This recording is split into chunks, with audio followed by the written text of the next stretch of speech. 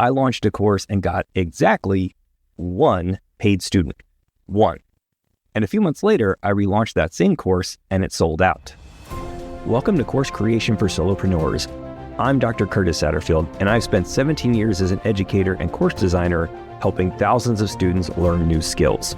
Now, I help solopreneurs like you create courses that actually transform your students and grow your business. Let's get into it. Here's the nightmare scenario. You launch your course, you're doing live Zoom calls, and two people show up, you and the only student who bought your course.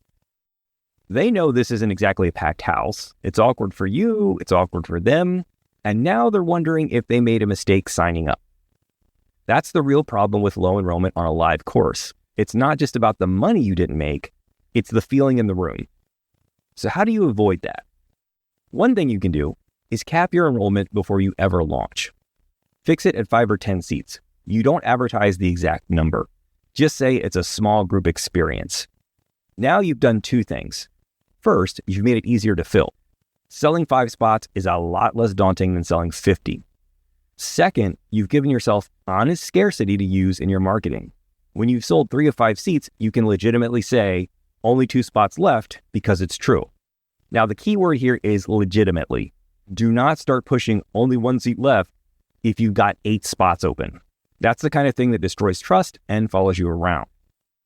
But what happens if you cap it at 5 and you still don't fill it? When sales aren't coming in, there's one move that will feel like a good idea. You've got people who showed interest but didn't buy. They're right there and they almost said yes. So you think, what if I just lower the price, give them a limited time offer and a discount to get them off the fence? Well, I tried this. I had 99 people who had expressed interest in the course, but they didn't buy. So I emailed those 99 people with a deep discount, like 1/5 the cost of the course. One person bought at the discount. But here's what I didn't see coming. When you slash your price right after launch, people start wondering, why was it so expensive in the first place if you can offer it now for a fraction of the price? It plants a seed of doubt, and that seed doesn't go away. The next time you launch, people will remember and they will wait for the discount.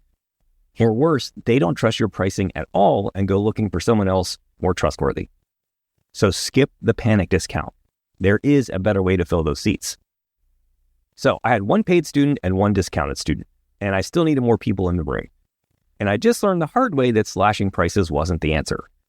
So I tried something different. I sent an email to my list offering a scholarship spot. All they had to do was email me back and tell me why they wanted in and what was holding them back. It was a brilliant plan, and I assumed I'd get a bunch of people who would want in. Problem solved, seats filled.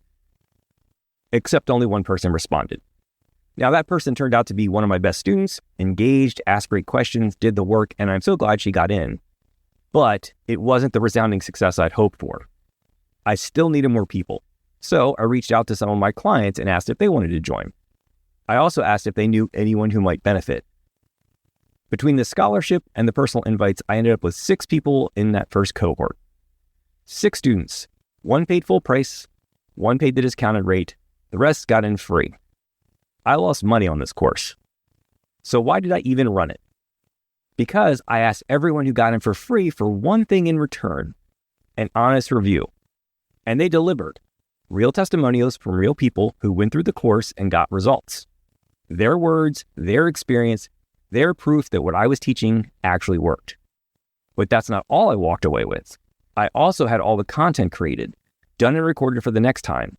And because I'd run it live with real students, I had their feedback. I knew what landed, what confused them, where they got stuck. So when I went to relaunch, I wasn't starting from scratch.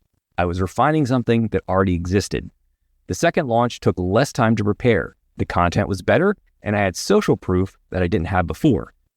That relaunch sold out. Thanks for listening. If this episode helped you, take a second to subscribe and leave a review. It's the best way to support the show. Also, be sure to check the show notes for any links and resources mentioned in this episode. Now go create a course that transforms.